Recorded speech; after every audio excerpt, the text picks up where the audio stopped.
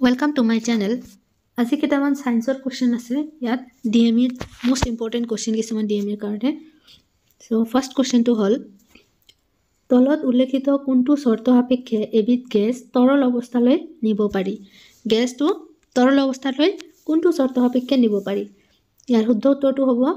option সি উচ্চ চাপ আৰু নিম্ন উষ্ণতা নেক্সট কোৱেশ্চন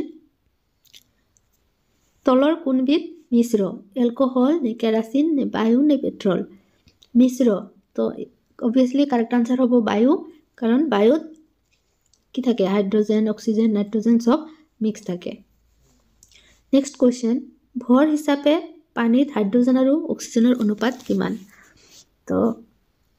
H2O ইয়াত হাইড্রোজেন দুটা 2:1 2:16 কিমান হ'ব 1:8 Correct answer to হৈ যাব option A 1:8 Next question chlorine পৰমাণুৰ ইলেক্ট্ৰনীয় বিন্যাস কিমান chlorineৰ কিমান 17 so correct answer to হৈ যাব option C 2:8:7 মানে 2 + 8 + 7 কিমান 17 Next question নিমখ পানীত মিহলি কৰিলে কিছু সময়ৰ পিছত নিমখখিনি নেদেখা হৈ যায় কাৰণ ইয়াত চাৰিটা অপচনৰ ভিতৰত অপচন ডি টো কাৰেক্ট অপচন নিমখৰ কণাবোৰ পানীৰ কণাৰ মাজত থকা ঠাইবোৰত সোমাই পৰে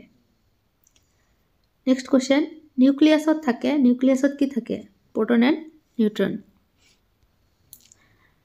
নেক্সট কোৱেশ্চন এটা বস্তু আৰ ব্যাসাৰ্ধৰ বৃত্তাকাৰ পথেৰে গতি কৰি আছে বৃত্তাকাৰ পথটোৰ আধা অংশ অতিক্ৰম কৰোতে ইয়াৰ হৰণ হ'ব Correct answer to হৈ যাব option D 2πr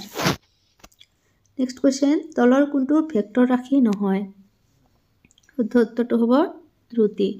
ৰকেট এটা ওপৰলৈ গতি কৰা ঘটনাটো নিউটনৰ গতি বিষয়ক কোনটো সূত্ৰৰ দ্বাৰা বৰ্ণনা কৰিব পাৰি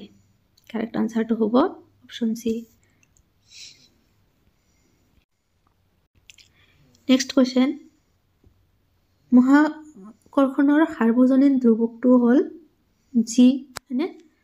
নেক্সট কোৱেশ্চন ডাঙৰ নদী বান্ধত পানীত নিহিত হৈ থকা শক্তিবিধ হ'ল বৈদ্যুতিক শক্তি 10 কেজি ভৰৰ এটা বস্তু এটা 5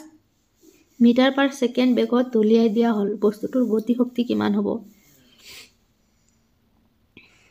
half into 10 into 5 into 5 square তো কিমান হ'ব 5 × 10 3টা 5 পূৰণ কৰিলে 125 জুল হ'ব ইয়াৰ এককটো হাৰ্টজ কিহৰ একক কম্পনাংক মানে ফ্ৰিকুৱেন্সি নেক্সট কোৱেশ্চন কোষ অঙ্গাণুসমূহ থাকে ক'ত থাকে কোষ অঙ্গাণুসমূহ থাকে কোষ প্ৰৰখত নেক্সট কোৱেশ্চন তলৰ কোনটো বিভাগৰ উদ্ভিদে নগ্ন বীজ ধাৰণ কৰে নগ্ন বীজ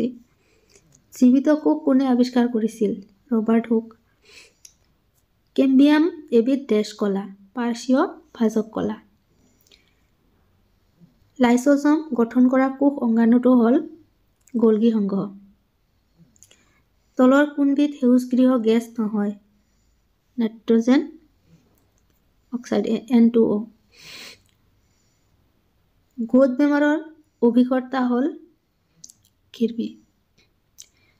Thank you for watching